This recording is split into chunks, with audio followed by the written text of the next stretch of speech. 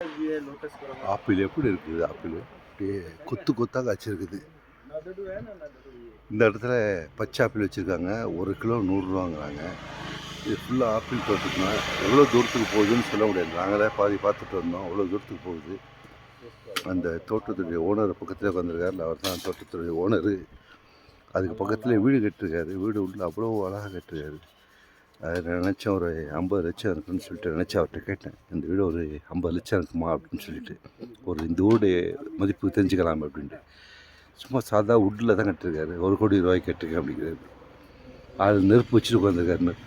அது காலையில் வெயில் அடிக்குது, வெயில் நாங்கள் தாங்க முடியாது, இந்த குளிர் நாங்கள் தாங்கிக்கோம் அப்படி அப்படிங்கிறாரு. எவ்வளோ குத்துருக்கு வருங்க. அதுக்கு என்ன கிடிக்கி மாதிரி வச்சு அதை ஆப்பிள் உழுவாமல் தங்க வச்சுருக்காங்க ஃபுல்லாக.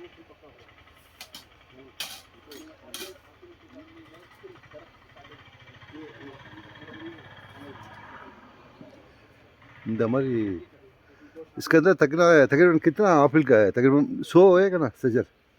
100 है, ऐसा 100 है गार्डन के अंदर?